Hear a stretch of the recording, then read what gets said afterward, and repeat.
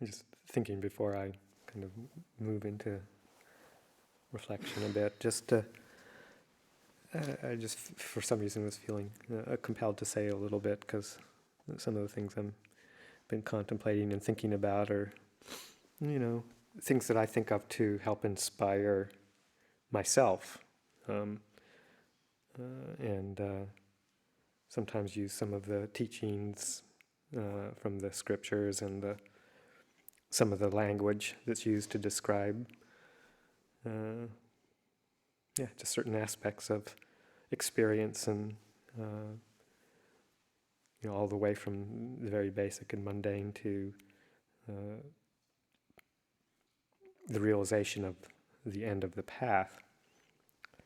And sometimes it can all sound very exalted or high, and I just wanted to mention that these are just reflections for me that I use to just help inspire myself. I don't mean to imply in any way that I have expertise and high levels of experience with some of this stuff, but mostly just things that I reflect on and talk to myself about to help inspire me and guide me and settle the mind, or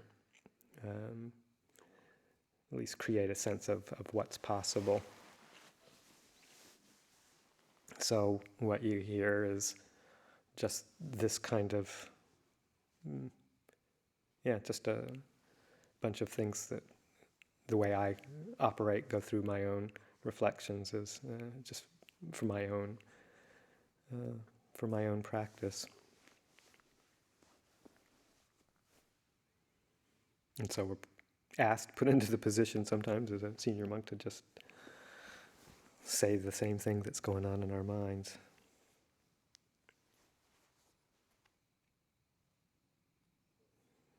So a theme or a topic that's been coming up for me and reflecting on, sometimes influenced by some recorded teachings that I listen to. These days, a lot of Ajahn Sucitto. Some of the things that he talks about probably find their way into my reflections. But moving along the lines of running and stopping, how it is that we're just, most of our life, most of our time, especially our waking time, is spent running, moving from one thing to another. And of course I'm talking mostly about the mental processes. Just this constant motion that rules our lives, rules our experience. And the importance of reflecting on slowing that down, and actually the process of stopping, ceasing. Nirodha is one of the words Luang Por was talking last night, or not, whenever it was, the other night, of giving the kind of guided meditation through the Anapanasati Sutta, and coming to the last section of which includes dispassion, cessation, relinquishment, and I always enjoy that culminating tetrad, where the fruits of setting up the mind with meditation practices, stilling the mind through meditation, and then reflection on impermanence, not self, leads to that dispassion, cessation, relinquishment. So it was right in line with some of the things that I've been thinking about.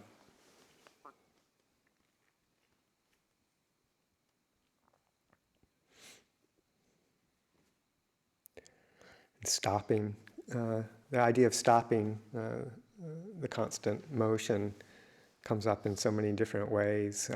One of the ways that occurred to me recently was just that everybody's familiar with the Angulimala teaching, the sutta, Angulimala Sutta, where Angulimala the bandit is, I won't go through the whole story, but essentially he gets to the point where the Buddha has encountered him in the forest, and Angulimala is attempting to make the Buddha his 1000th victim of taking his life so that he can gather one more finger for his task at hand, and how the Buddha performs a feat of supernatural nature where he walks in a way and with an illusion such that he's walking at a normal pace, but no matter how hard Angulimala tries, he can't catch up to him, and never is able to get close to the Buddha to do the deed. And of course Angulimala is amazed about this and calls out to the Buddha, "Stop, stop." And the Buddha's reply is, "Angulimala, I have stopped. It's you who should stop." And that's the kind of phrase that sparked Angulimala's awakening, the beginning of his path to awakening. And of course, it's explained as the Buddha saying, "I have stopped harming living beings, and you too should stop harming living beings." So I always like to think of it, in addition to that, even though it's not really part of the sutta, but also much more metaphorical for stopping the whole process of how we create suffering for ourselves, and the whole range of meaning that stopping can have.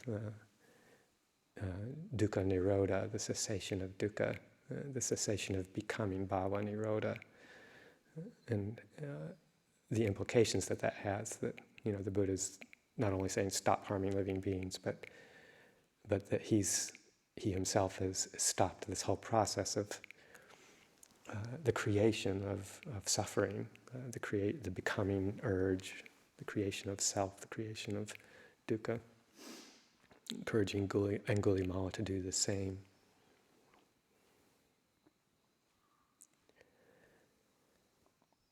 So stopping harming is a good place to start. The precepts are all, the moral precepts, the 5 precepts are phrased in a way that involves refraining from doing things that are harmful.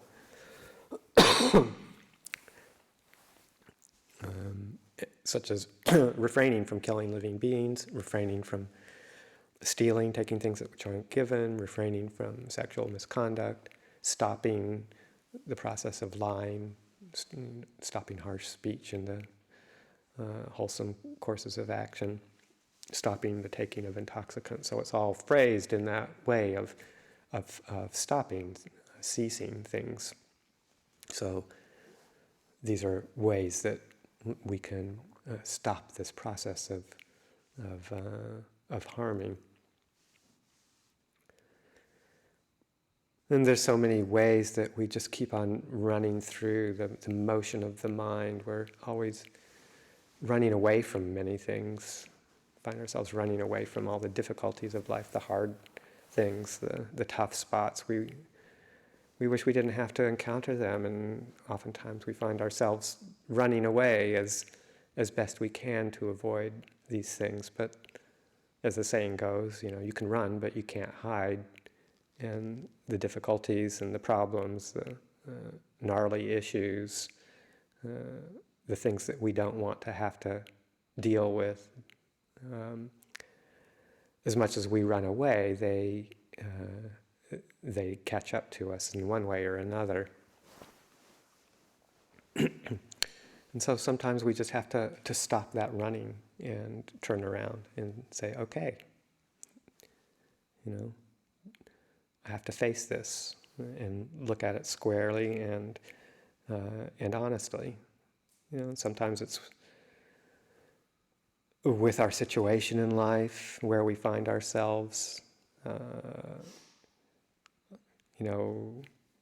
We're,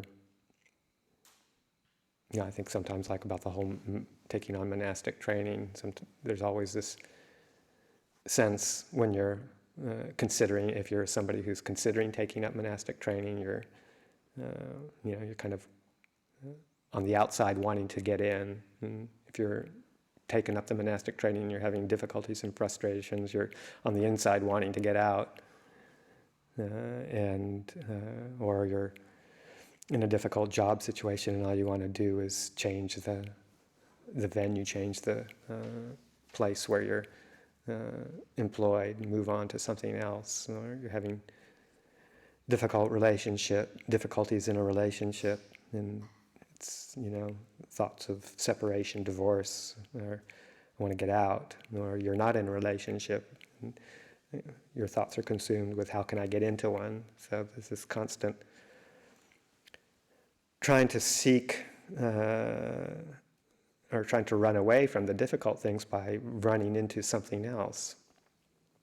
And or in just the normal day-to-day life of interactions with people, conflicts, wanting to just not have to deal with them, I have to face up to this. But it's really not until we actually just stop that running and turn and look squarely at whatever the challenge is.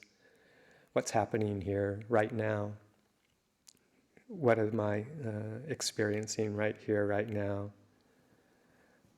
How can I look at it, be honest with myself, be honest with whoever else is involved, and just say, well, open up to it, be with it, deal with it, and stop running.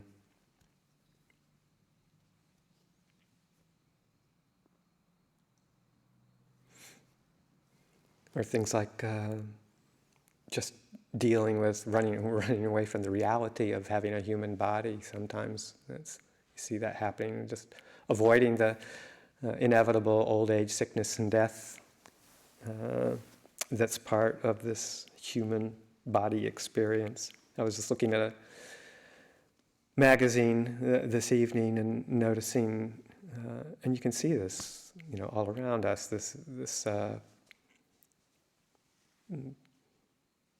appreciation, aspiration, kind of holding in high esteem the tendency towards youth, the wish for youthfulness, beauty, and how we as a culture, particularly a Western culture, just really exalt youth and beauty.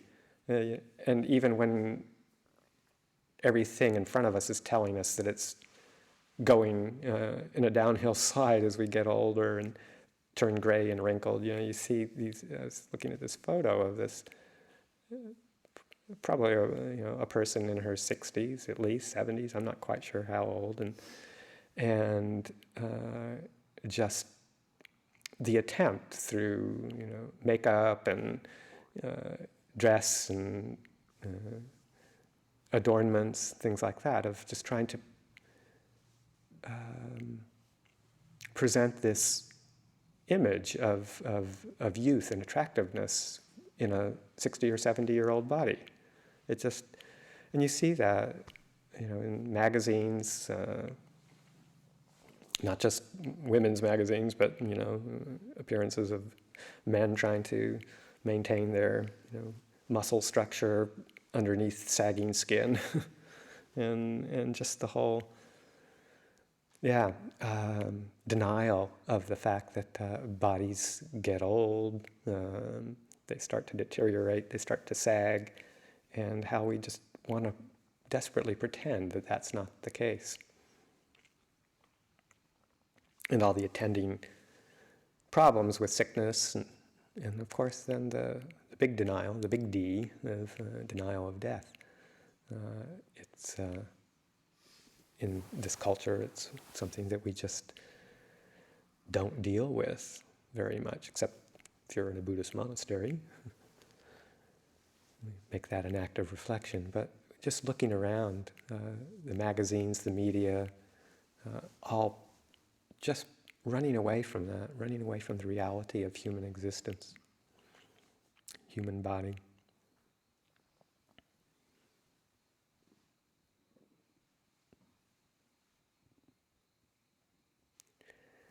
More subtly, we run away from things that cause us insecurity, that cause a sense of anxiety,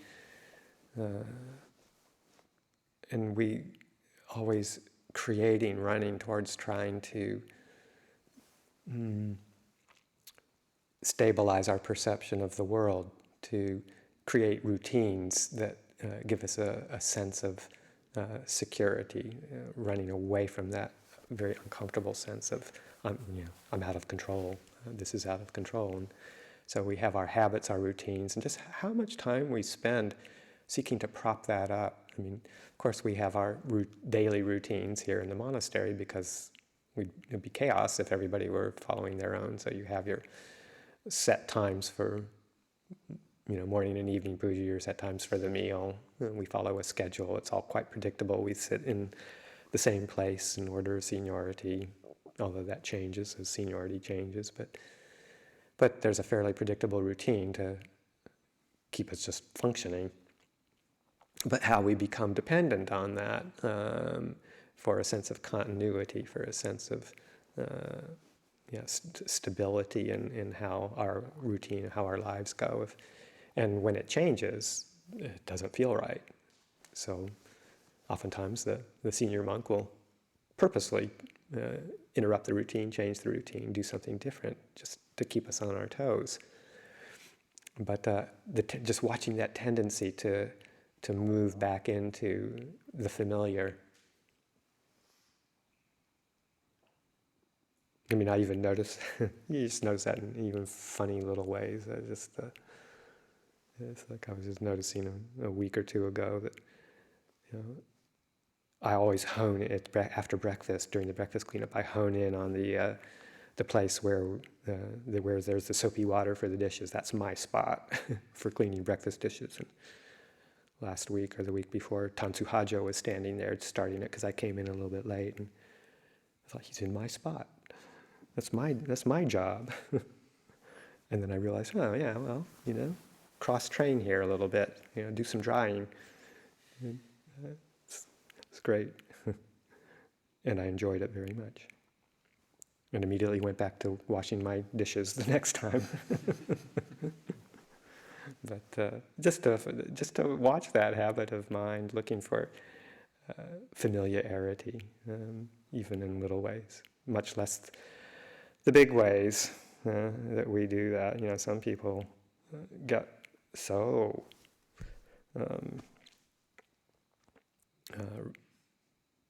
dependent on that sense of security that they have to have a very rigid schedule throughout the day, a rigid routine, and breaking that up or doing something different is very threatening. So all the different ways we seek security in routine, we run away from that awful, that feeling of this isn't right, constantly running away.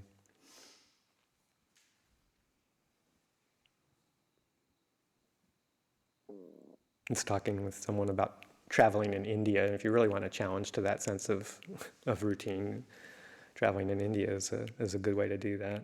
It's because everything always happens differently from what you hope and expect, it seems like.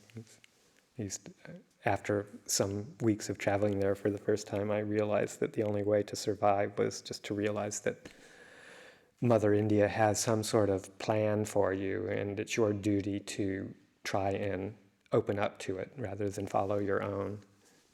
And if you travel there that way, then you'll suffer a lot less than trying to actually do what it is that you want to do.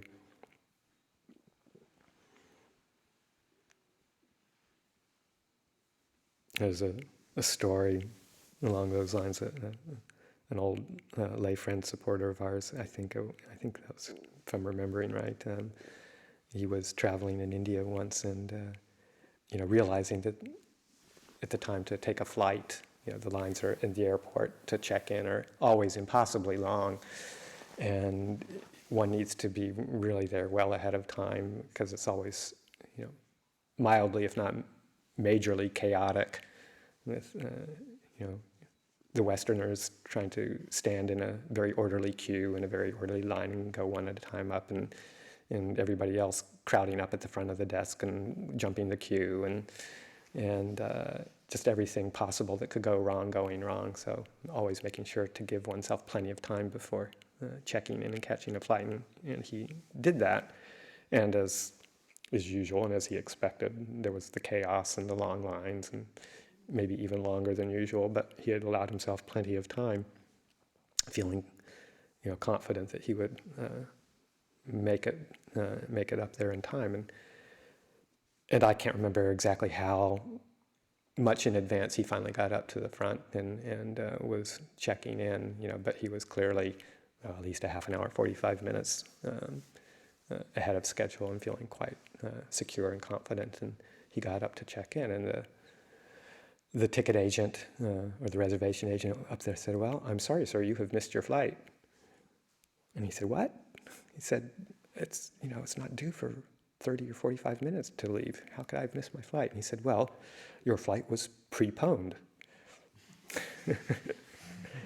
So, welcome to India. The unpredictability, the frustrations, the ways that our routines and our everything we do to try and set it up for security can be thwarted. And to stop running away from that, to just pause and reflect that, how much are we really in control? Can I stop this always trying to run and create security for myself in everything that I do, predictability?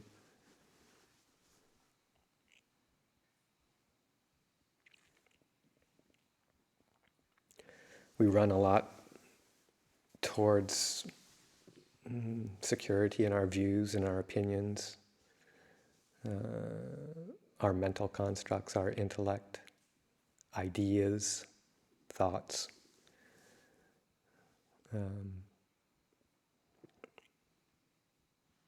Because we can find a lot of interest in those. We try and create a conceptual structure of how the world works, how we work in the world, the teachings, even, the ways that we think the path should unfold in our practice.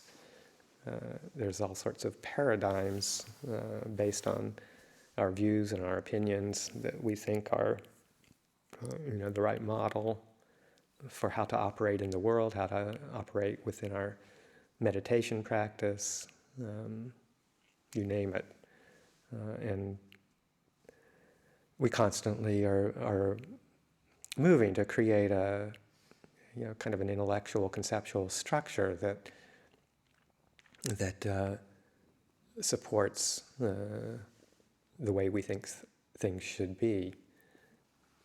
And when it conflicts with others' paradigms, we get very, defensive sometimes, or we try and assert ourselves through our insisting through all sorts of rational reasons that our way is the right way, based on our experience. So there's this constant movement towards creating realities for ourselves that we can inhabit and live in, that we think make sense, and that we can follow a certain prescribed regimen and receive certain predictable results. And we cling to that, hold on to that, run away with it, get involved in conceptualizing so much the whole proliferative process, mental process of conceptual proliferation, views, opinions, driving them.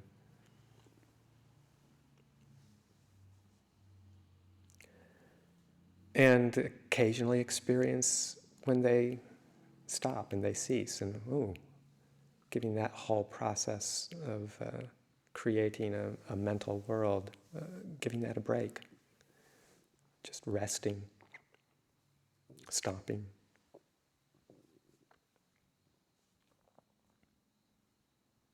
When, of course, we're always running out to sense objects, the world, the senses around us, for sensual gratification,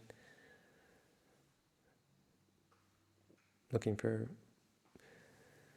pleasing sights, sounds, tastes, tactile sensations, smells, and mostly the mental world.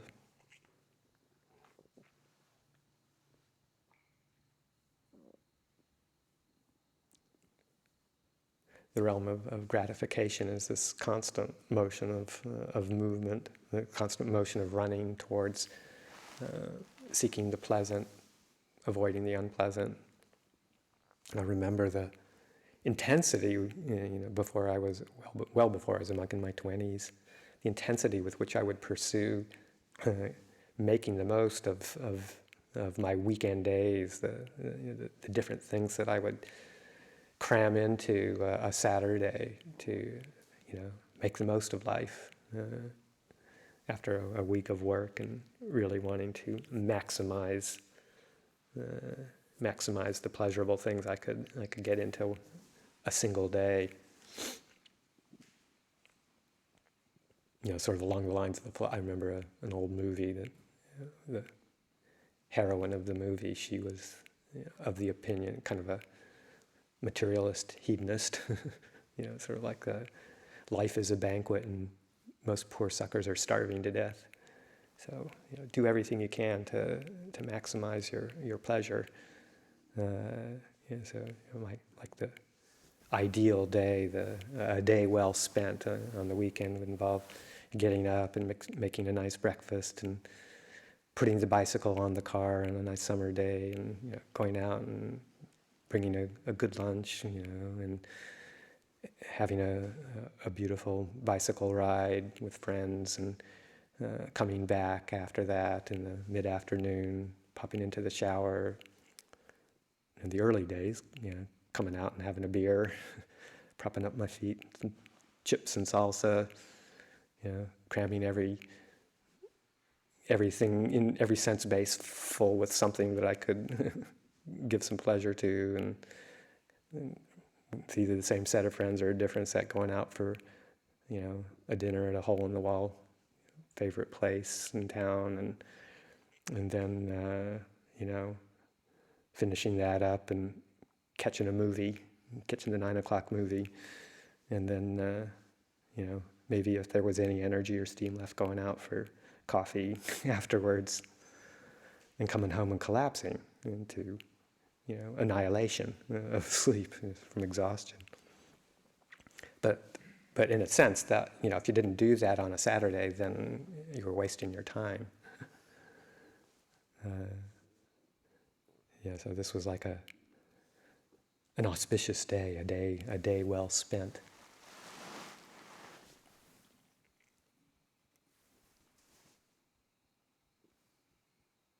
And how tiring that is. I never think about it. Just thinking about it makes me exhausted.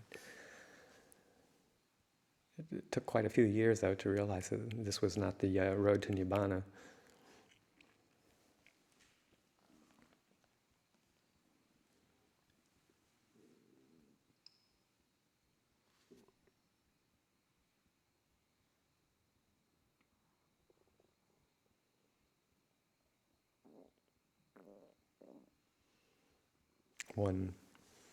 One auspicious day, I think that's the way that, or one day well spent, is the way that somebody translates the Bhaddekarata Sutta, one fortunate attachment sutta. It's also sometimes translated as one one fortunate day, or one day well spent. And the Buddha talks about how one should avoid running to the past, running to the future,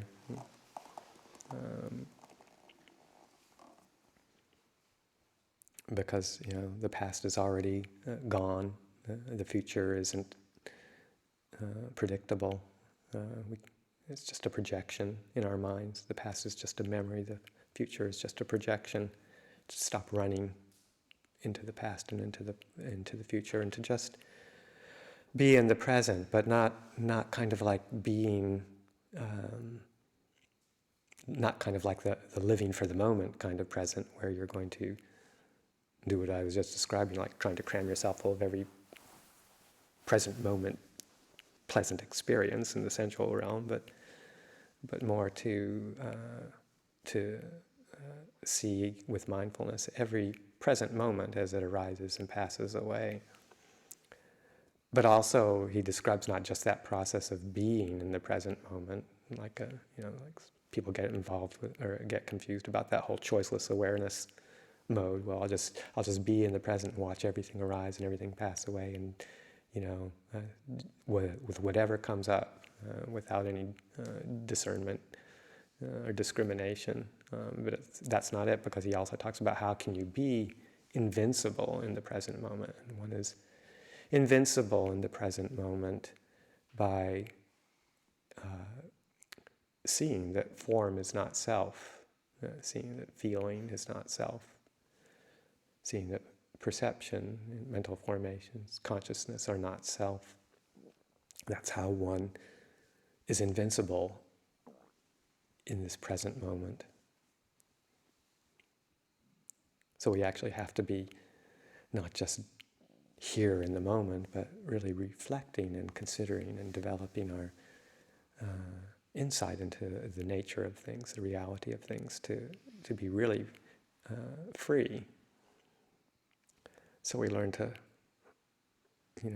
stop running towards the khandhas for security. We stop running, seeking a sense of stability in forms, in the body. Stop trying to run and seek a sense of stability in the mental world, because so often we run towards trying to create, to frame up using our, the sankharas. Sankharas framing up a sense of stability in the perceptual feeling realm, so that we create these worlds of perception and feeling to try and give a sense of stability and happiness and it's really a futile attempt, because we create this whole story, we create this whole scenario, and consciousness going out to all the different sense bases, one after another, trying to create a reality that create this illusion of stability and continuity, and the whole stories and worlds that the underlying kilesas using consciousness to go out to all these different bases, one after another, to create this seamless flow, this movie theater of experience, driven by the managing directors of greed, hatred, and delusion, creating the star of the show, me, creating a whole structure of selfhood around it, is participating in that too, as the central figure.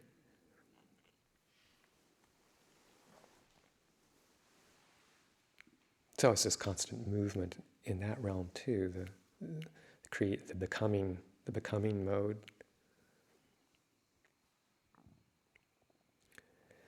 And of course, that's dukkha, because it changes, and it's really not under our control.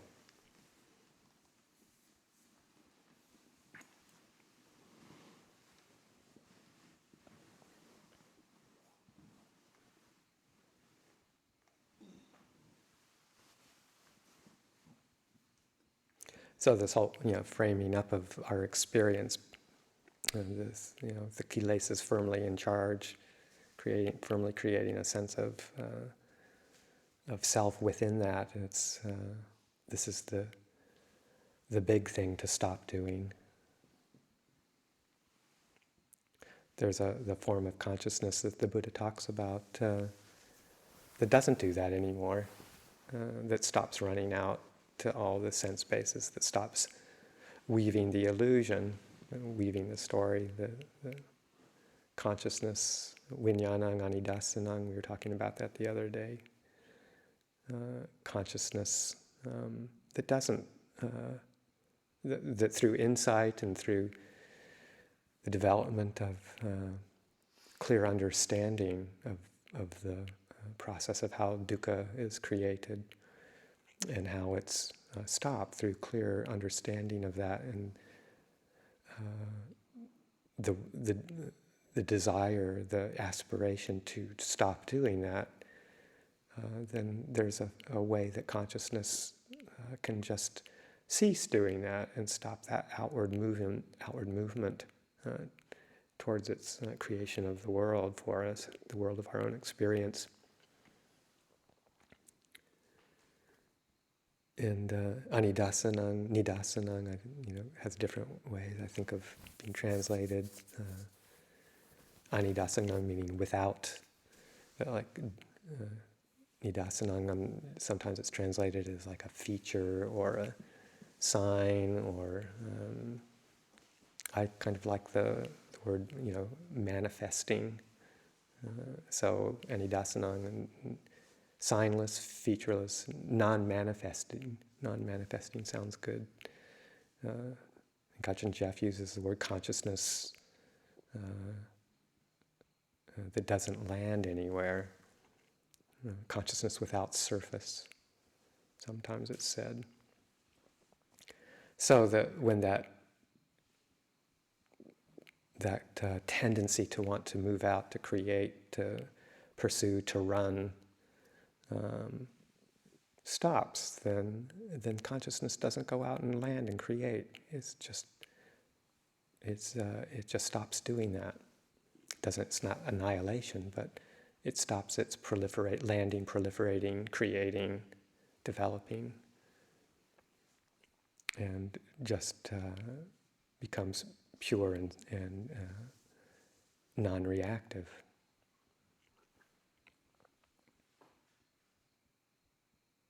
So these are words and concepts, ideas that point towards that process of stopping, of cessation, of non-arising, that nirodha can point to.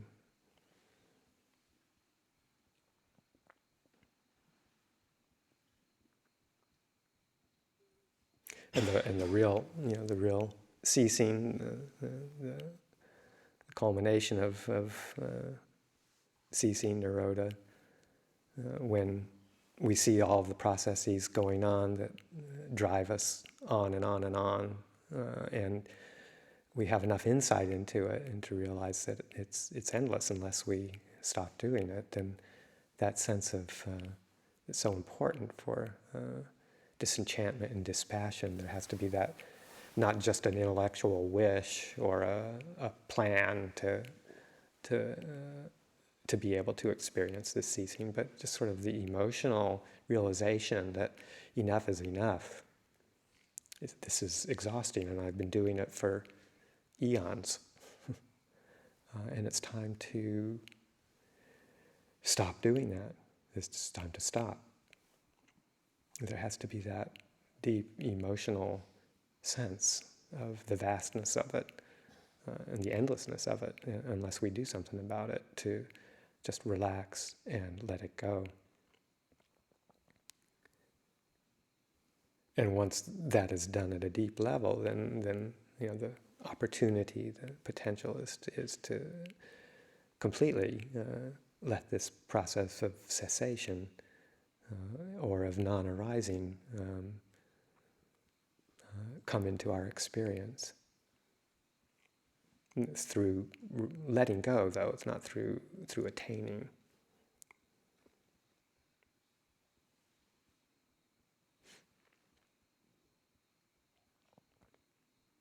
There's a lot of different ways that the Buddha describes that experience.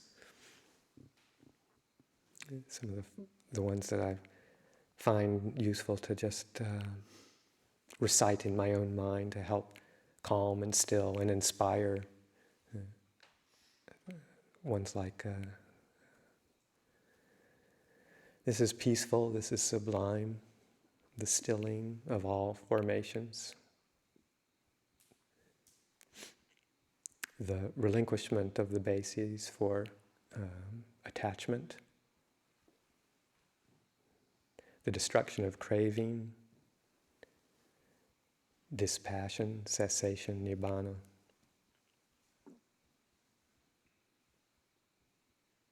Just reciting that in my mind brings a sense of relief. Oh, that's possible.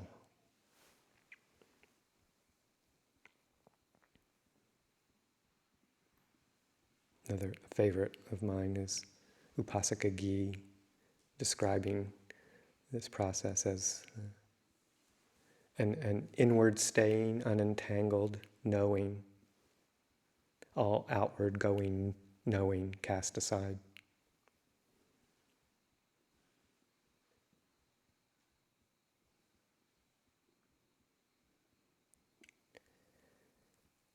So the process of running,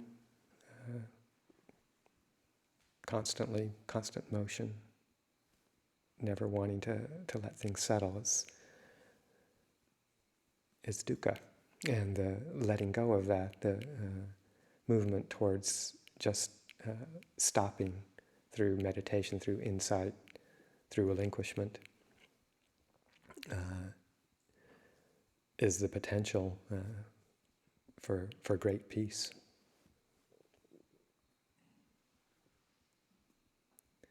So again, just offering these as things to help inspire, bring to a sense of stillness, a sense of hope, aspiration, calming, settling, ways to help assist us in our development of the practice.